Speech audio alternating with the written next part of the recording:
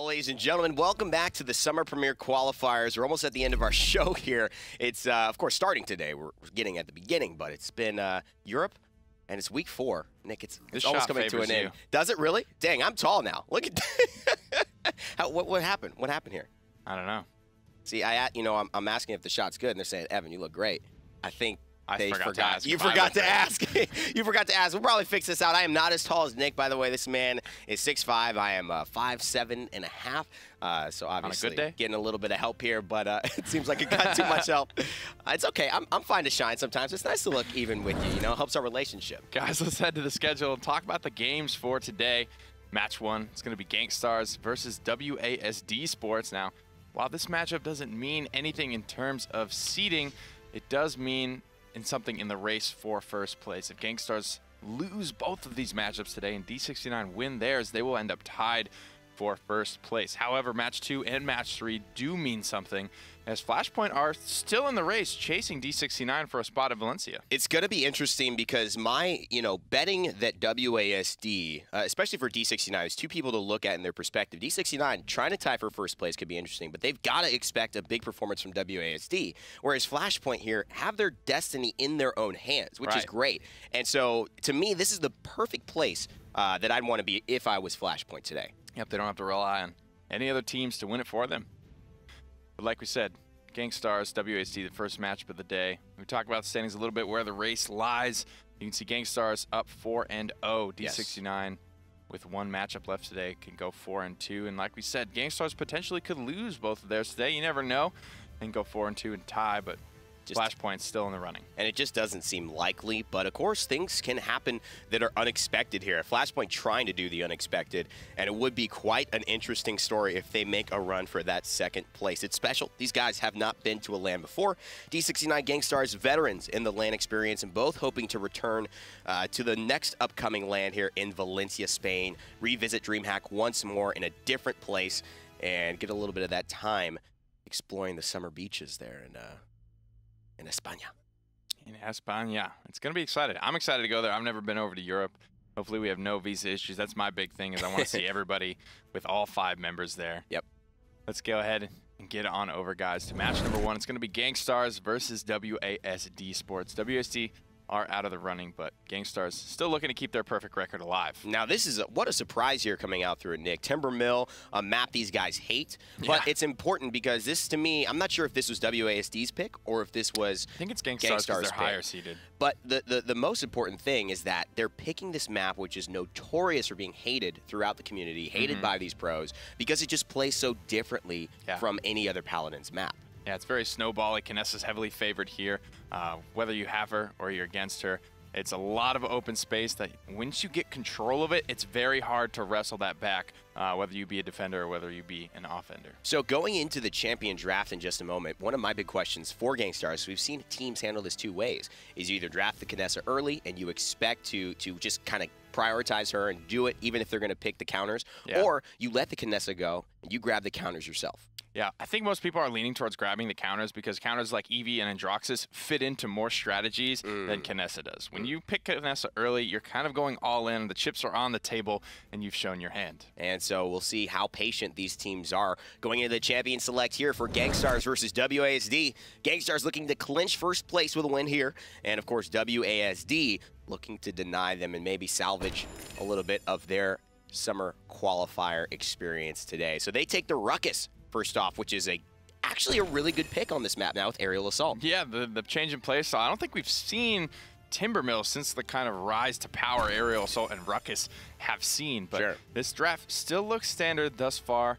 Like we said, Kinessa and the counters, they're kind of more of the pocket strats. That's when things are going to start being shown. When you're picking up tanks and bomb kings and stuff, that's not really showing too much, so that's why we're seeing those come through early. But I do expect a half-shell Makoa here. I do expect that to keep the team safe on the point, and I think that's what they're going for. Bomb King also, great point presence, but also can flank if needed, if they need a little bit of assistance there. Both teams not quite willing to go into the Kinessa yet, but it will be Gankstars jumping first into the sniper, and they have, well, now Buck on their side as well to just take away another option WASD has to contest her. Yep, if they want to go for something like maybe a Shaolin, something that's effective from range. Not only that, but Gankstars, I think, have a good babysit lineup, too, with Makoa and Bomb King as well, because like you mentioned, Bomb King is so versatile. He can play from the back line, he can flank, and get in deep as well. So he can just be anywhere on the field and still be effective. That's absolutely correct. And Sarah's, too, talking about how she could be effective. On the point, that's where that ultimate is going to make the biggest difference, but also the healing doesn't have to be in the danger zone, where Knessa often likes the team members to be. Probably one of the most, if not the most impactful healer on this map in terms of safety, and Androx is locked in with Baldamba coming in afterwards for Gankstars. Very interesting lineup, but to me, I'd have to give the edge to Gankstars here.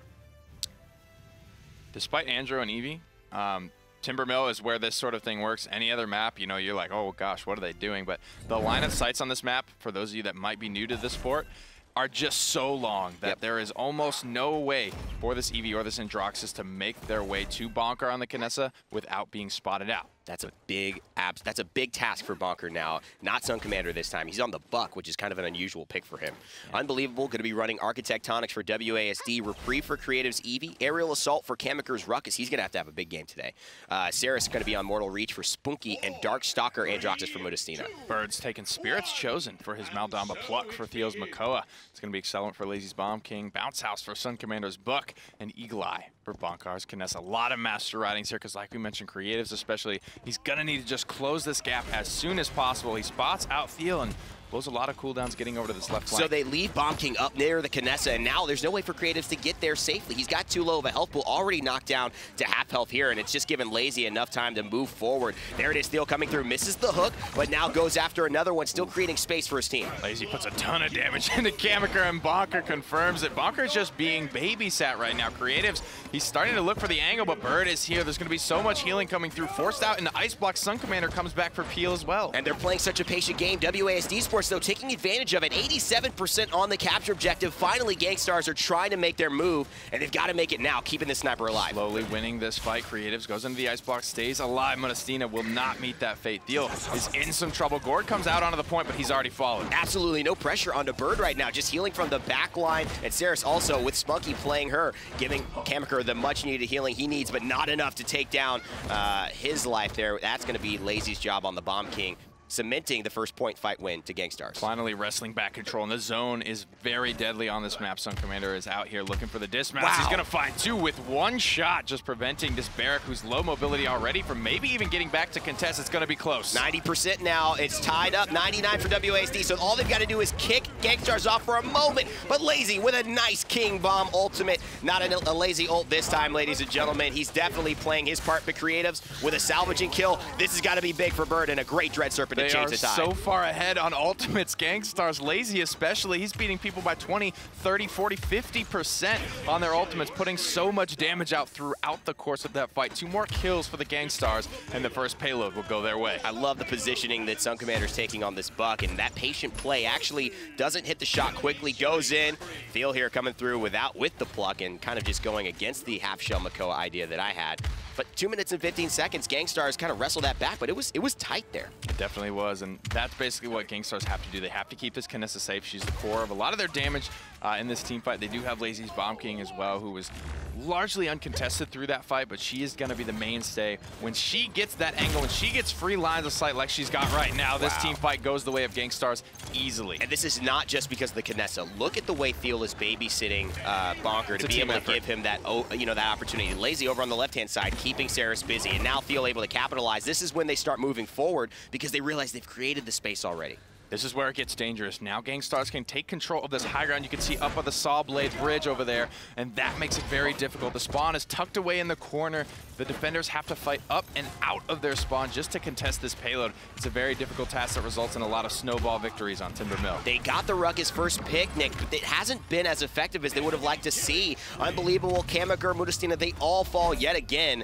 And I gotta just say, this is looking like Gankstars' classic dominance over a game. I wouldn't blame the Ruckus just yet. I think it was just well played by Gankstars. While it was close, that's how this team fight has to play out. They have to take control of all the space, and then they can get the point. It's just a matter of can they do it fast enough now. Where last round, it was close. They almost didn't get it done. This round, if the same thing happens, it will not be close. WASD will secure the payload because the comeback mechanic is now enabled that they are down 2-0. That's true. They did do what they needed to do. So all it is rinse and repeat. But now with Gankstars having the credit advantage, it's going to be a little bit more difficult for them to take that into the actual game and implement it.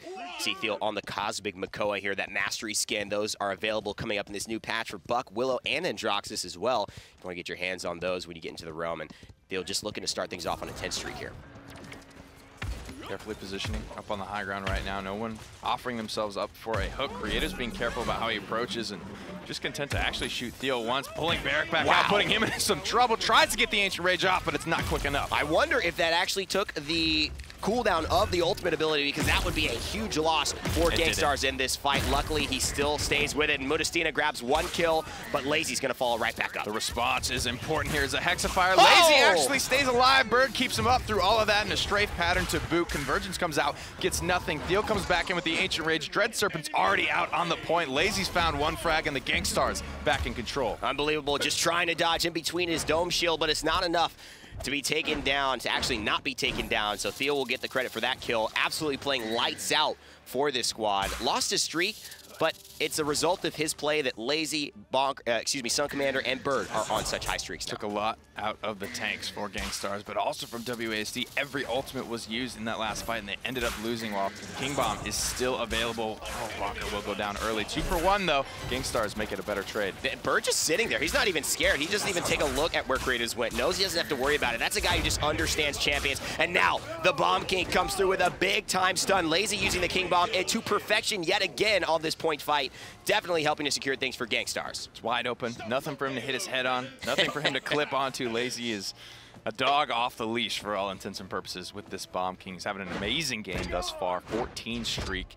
First one to his ultimate. He's had the most impactful ultimates this game, and he's just off to the races, looking good. Speaking of races, you'll notice a lot of master ridings here, and that is, Nick, because this map is just, it's so big, and they need to be able to get back into the fight. Sometimes it's more important to get where you need to be than to have any specific stat when you get there. Positioning is a stat in its own right. It's unwritten, but still carries a lot of weight, a lot of value. Similar principles to Ice Mines, as if you get taken out of the fight, it takes you a long time to get back in it without that available to you. SunCommander's in a rough spot right now. He's just going to fight his way out, make that an easy kill for Laizy. Still hits the net. That's the best part about it. Gets the slow onto him, makes it a lot easier, as you said, for Laizy to follow up. Find the kill. bonkar here sniping up on the rooftops, and Mutustiina sees him, trying to sneak him out. Hits 1 shot from afar, but Laizy with bombs in the air. It's going to take him down to about half health before he gets healed up by spunkki. Still dashing away and not able to find his target. Kamyker will secure the kill. bonkar will lose his life. There's a big heal from Saris, keeping him alive through the air. 123 left on the clock here. Gankstars still looking for this push. About 10% left to go, so just 1 team fight, and they should be good for the game. WASD doing everything they can to hold through, but Bird has held his composure. Laizy has played phenomenally, but Mutustiina takes down the King right now. Could things be turning for WASD? Looking to leap in, has Buck while available, flips the shotgun, goes into it. Mutustiina tries to respond, but it's just not fast enough. Big time utilization of that ultimate, double damage, resets all the cooldowns, and boy, does that come into value town there. Takes out the Androxus, ulting in the Accursed Arm. Creatives goes down to the back line, and now Gankstars might snowball this. 3 members remaining from WASD. Dread Serpent armed and at the ready. WASD only have 2 ultimates to defend here. However, Dome Shield and Convergence are both close. Uh-oh, King Bomb from the top. Hexafire in as well. No stun for him, so he's going to roll through, try to find Saris. Nothing for value there, but Laizy, he gets value because he stays alive. Grumpy Bomb down onto the point. 29 seconds left, and WASD, they're all spread out. Thiel already finding 2 frags. 25 seconds left to go. Bomb's going down below Kamyker's ice block. It doesn't even matter. Thiel's taking the round by himself. All spread out. Had no synergy in terms of defending there. Everything about Gankstars made them spread and focus on different I think, dangers. And that is what's so good about them. Every single person on that team is a threat that you have to deal with. They lose sight of the payload and let it roll in. That's what's really good about a veteran team, right? Because everybody goes in with a plan, but when the plan starts to fall apart a little bit, oh, Laizy just whiffed his King Bomb. Now, while the Gankstars are probably used to that happening, it's a matter of these guys are all very good individual players, and you can rely on their instincts to then continue to make the right calls once the plan starts to fall apart. Heading into the scoreboard here to take a look at how this game unfolded statistically, you'll probably see Gankstars here have a little bit more of the value in, but it wasn't too far away in terms of some of the stats here. You see, the damage numbers relatively, keeping close in some degree. Bonkar able to do 32,000. Mutustiina actually beating him in terms of damage. So there were some moments for WASD. They just really couldn't put it together when it mattered on the objective fight or the push. And that's what's tough, right? Because the Gankstars, they go for the Kinessa, and that is a big staple to the strategy on Timbermill that you can't avoid.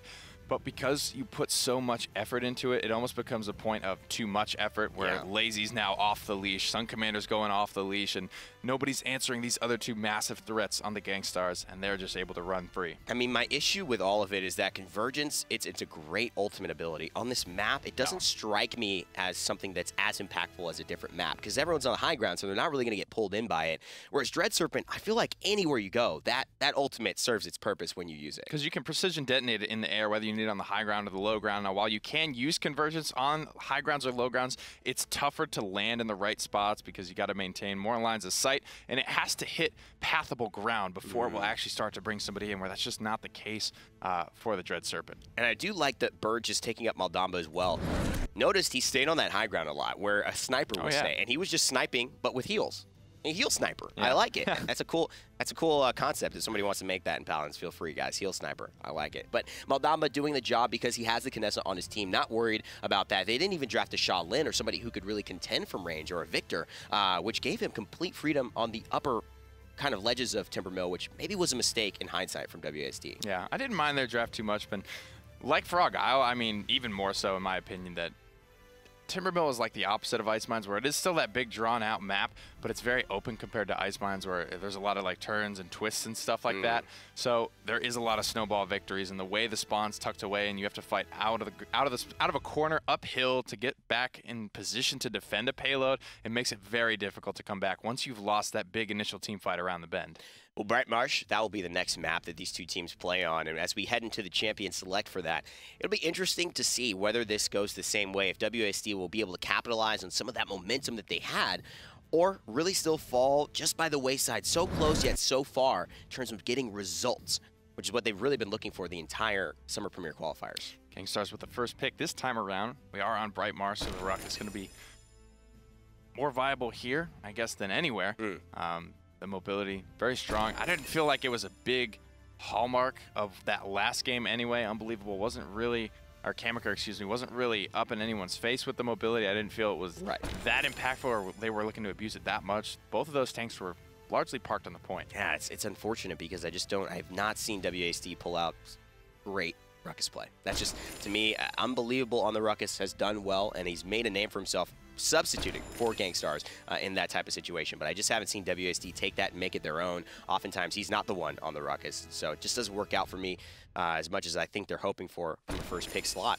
Maldamba taken away as the healer this time, as Saris is locked away for Gankstars. And Nara Makoa taken. I like the picks, the takeaways from WASD. If they can play it well, Bomb King they get as well. On top of all of that, the Gankstars heavily prioritizing the Barrack here and the Ash, so they are going to go with their kind of triple tank.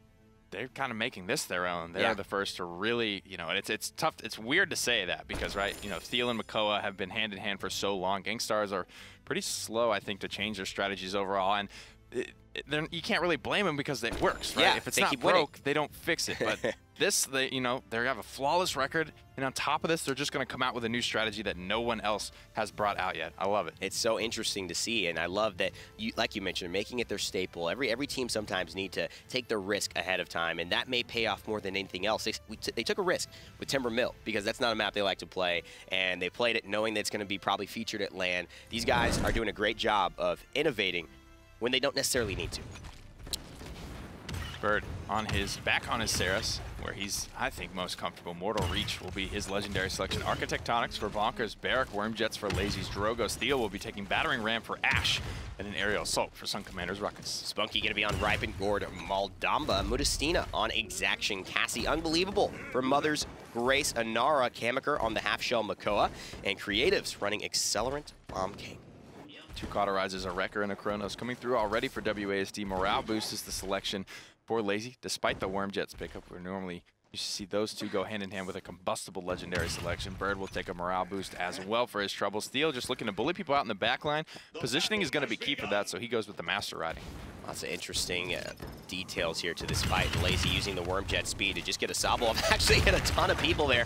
Not going to get healed up from that. Not even sure if he has the card as a result of the bug that will be fixed in the next patch to make that a little bit stronger of a move. But already getting focused down is Makoa. He's almost dead. Fire Spit comes out around the corner. Will connect. 872 damage. Goes down, but not out of the fight just yet. First blood is going to go to SunCommander still. How do you just not look at Laizy this whole fight? I don't understand. They're on the back foot from the very beginning as a result of the salvo and the positioning, and he's free firing as a Drogoz. Who's going to do it? I mean, they didn't draft any hit scan. Cassie's maybe the closest thing. Bomb King is also, if you're playing well, wow, you have a good chance. And Nara is so tanky, but no one can stand up to that amount of rockets. He almost turned that around, though. I mean, that was a very tanky experience. Laizy trying to hit the fall away Bugsy shot. Not quite yet, but he's definitely improved his Drogoz play here. And Wormjet's doing well for him. I wish I had Drogoz games like this because I feel like, man, this is free right now. Nobody shoots you. Fire Spit at the ready. He's actually just largely ignoring these tanks. Even in the first fight, he was ignoring Inara, and he's just focused on the healer because he knows that's how you cut the legs out from under Inara. And that is such a smart way to deal with it as well. Just take away the root of the problem, and not necessarily the Stone Warden, who can root you, but never uses Tremor's Mother's Grace. That's legendary for her. Laizy coming in with another. Oh, wow! Kamyker gave it to him. Thanks for the assist. Kamyker gave it to him. Goes right into the Dragon Punch. Probably panics a little bit there. Laizy picks up 2. Fire Spit doesn't connect, but he's still in the fight. And again, no pressure onto this Dragon. Salvo ready. 3 seconds on Fire Spit. Thrust is here as well. Nice direct impact. Comes around the corner. Fire Spit will be dodged by Mutustiina's dodge roll on his cast. SunCommander does manage to clean up spunkki in the back, however. And that's a classic play, knowing how Drogoz wants to get the kills. Mutustiina very good on Drogoz himself, and so now SunCommander wailing in on the back line. Big time damage. He's going to have to force the emitter and pop out. Pulls the repulsor field as well. Here's the Bomb King. Doesn't find any kills quite yet, and actually Creatives goes down. It's nothing. Nice spread. Here's Thiel bullying people out as best he can, but that Inara is so tanky, and Ashe doesn't do a ton of damage. Laizy's there to pick up the slack, takes down Mutustiina, and now spunkki is in a bad spot. And we talk about why aren't they focusing Laizy? Well, it seems like Thiel, he's resulting in a lot of attention. Takes the dash, CC immunity on the stun. Get that out of here. Olong Johnson will have to rethink his actions. Just not strong enough. Great legend. Great use of that legendary from Thiel. Getting aggressive, and frankly, 800 damage is a lot. It's a lot. That hurts, man, to take that. Go up into the air, and you're free for the next probably 2 shots, which is another 800 free damage. Thiel with a beautiful combo there to put a capstone on that round. Gankstars out in front in a big way on their credits. Laizy almost back to his second Dragon Punch with the morale boost. 2 now online. Bird doing the same. Looking to keep things alive with his second convergence. 3 more ultimates available for Thiel, bonkar, SunCommander, as well as COTS 2s and a Rejuve 1. A lot of good things going for the Gankstars right now. All the momentum on their side. Very curious how we see Thiel use Ashe's ultimate Assert Dominance as she heads into the battlefield. She's got that ready. Still going on the right-hand side, staying near the water. Obviously, she can knock off a lot of people. Will she go aggressive in the backline right now? And there it is, just immediately aggressing onto Creatives. Oh, she's going to get Dread Serpented out there, though, and so this could help.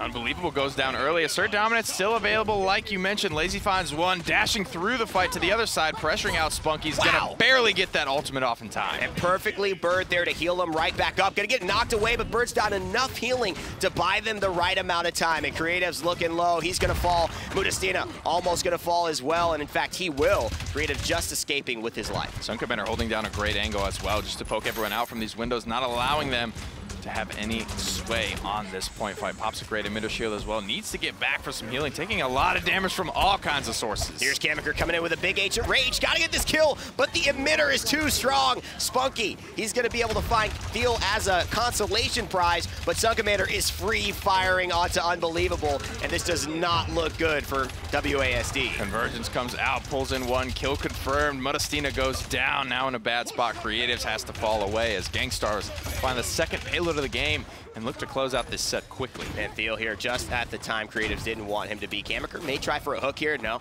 gonna stay away, just try to regroup and defend with his team. Half Shell providing a little bit of defense for them when they most desperately need it.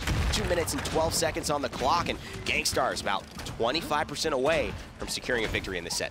Thiel on this Ash, going to the back line, and frankly just putting you on a clock. You have this much time to get away, push me away, or kill me, or else you're going down. Laizy finds 2 already, making this math problem all the more difficult for WASD, falling left, right, and center. Not a hope left on the battlefield. I'm in the command center. I'm firing the weapons. Ready, Captain! And he's just sitting there and just refiring like he's in a Starship Cruiser. I love it. SunCommander taking advantage of the map to its fullest extent. Laizy, meanwhile, has a Dragon Punch primed and ready to go. Fire Spit's not going to connect on this one, but here's a Cane Bomb. What are they going to do? Looking for 1 here. 1 was better than nothing. Bonkar will fall. Dread Serpent is here to help keep this initiation going. SunCommander's already answered back. Assert Dominus comes out as well. Convergence not quite ready. Only thing available is the Dragon Punch as far as ultimates for Gankstars. Barrack just went down, and so they're going to have to wait. The Dome Shield will be primed. All they need to do is bide their time. Wait till Barrack gets back. They're going to have enough space to clear and push this payload to the end. Seismic Crash comes through. Fire Spit just for the capstone. Laizy could go down in the air here. He's going to try to get this off. Nonetheless, he will find the top of Benar's head. Oh, man, not going to find anything, but the Dome Shield comes at the very end and allows Gankstars to get the victory after enough pressure from the ultimates just allowed WASD to fall apart. Just well drafted. I think Laizy was largely unpressured through the majority of that game. There wasn't a whole lot of breath. There was no flanker. Creatives, while on the Bomb King, can fill that role, at least at a pseudo level, but still just never found the momentum or I think the right time to do it. It's hard to look at what went wrong when a team 4-0s because you know that something just collapsed, right? And whether it's the actual team play, whether it's the execution, whether it's the draft, it's kind of hard to point at the specific reason why. But WASD have not had a lot of rhythm going into this summer qualifiers, and they're going to end with not a lot of rhythm here as well. Getting 4-0'd both times on 2 different maps by Gankstars is definitely going to, A, cement Gankstars in the first place position, and now put the eyes towards Flashpoint, where as we go into the next set, after taking a look at the scoreboard here, they're going to be facing off to see if they can win 2 big-time games against Gankstars and D69 and maybe take second. So it sounds funny to say, but this next matchup is actually, it's a spot for DreamHack. If Flashpoint lose this next matchup against the Gankstars, then they will forfeit that spot to District 69 as they will no longer have enough games left in the tank to be able to tie up their records. 4-0 win here on the stat screen, as seen.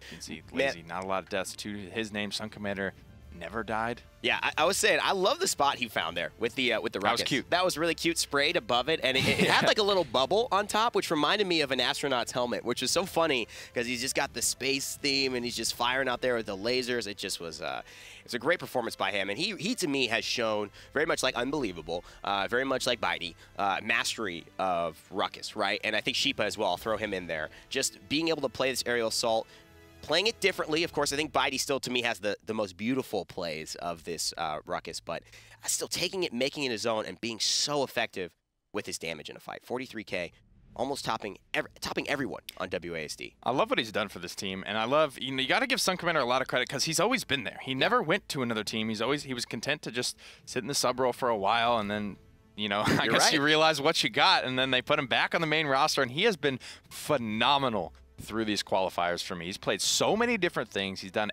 every single one of them well. Yeah. I think Gankstars have found themselves a real asset in him. Well, you know, it's always an interesting thing. Whenever you're doing well or not doing well, there's a lot of people who will doubt you, who will believe in you. He's definitely, like you mentioned, had to go through those ups and downs, not being a big part of the team, then being a huge part of the team, then, you know, getting replaced, et cetera, coming back and making he never his caused moment. a lot of drama or stir about it. I never heard a single complaint from him. He's not real vocal on Twitter or anything like that. I just love it. Love that about the guy. And to be able to just consistently stay there and then come through, it's like, hey, we need you now, and perform not only what they need, but better. And there he was. And there he was. Congrats to SunCommander and Gankstars for securing first place here. We'll be right back. We have a quick break, but we'll be following up with Flashpoint following their game with Gankstars. It'll be Gankstars doubleheader for today, and also Flashpoint getting things started. If they win, they might go to Spain. If not, D69, crack open the champagne. We'll see you guys right after the break.